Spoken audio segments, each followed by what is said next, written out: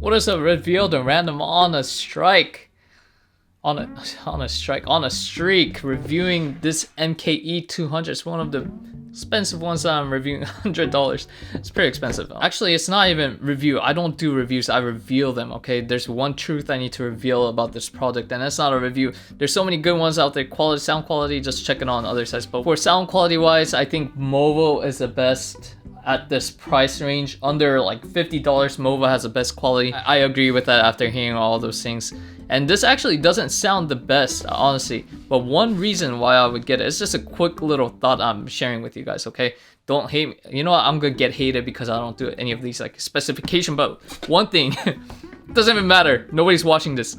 But one thing is just, it's pretty shallow, but it's just the design. That's the only reason why I would get this. The design, as in the practical functionality of just being this minimal size without all the wiggle things of a microphone like the Rode Videomic. It's very small.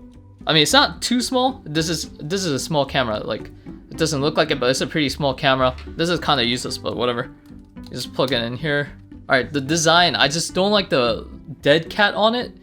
Like with a lot of mics, you need to have the dead cat, and it just makes a huge puffball. It's just kind of uncomfortable, but this one is just very solid. Like, you can knock it. It doesn't feel like you're gonna like kind of like rip it apart. Because that's what I feel like when I'm using the Rode. Seriously, just a design. The shock mount is not as effective. They say they integrated it, but obviously I feel like the shock mount is so much better on the actual dedicated, like the rubber shock mounts. So you just gotta hold it still. You can't like move around your fingers while you're filming it. But other than that, it's like seriously just the design is why I would get it. Like this minimal setup that you have. They include a big dead cat. I would use this on windy locations, but I would never put it on. Especially like it suffers from hair loss. It needs to take some medications or something. But when you pull it, actually all dead cats do it. So like, not to blame them, but oh my gosh, you see that? Seriously dead. But hair loss. So I would just use that on windy situations. But just design wise, you can even take photos with this because it's not really covering it. And I especially got this microphone to use it with this round camcorder. Yes, I still use a camcorder. I'm kind of old fashioned like that. I still use a camcorder. I don't want the little muff ball to be on top of it or anything dangling. So this is pretty solid. When I'm holding it like this, it looks solid. It looks like it belongs with it because they're both cylinder. So I'm shallow and I got it for the design. But honestly, if you care about the sound quality, even though Sennheiser is a very reputable brand, I would recommend Movo VXR10 or the Pro one of that. I think that has a really good sound quality. So that was my little quick thought on it. Alright, so now you can see I just switched it with my mic. So you're listening to the Sennheiser right now. It's around 1.5 feet away.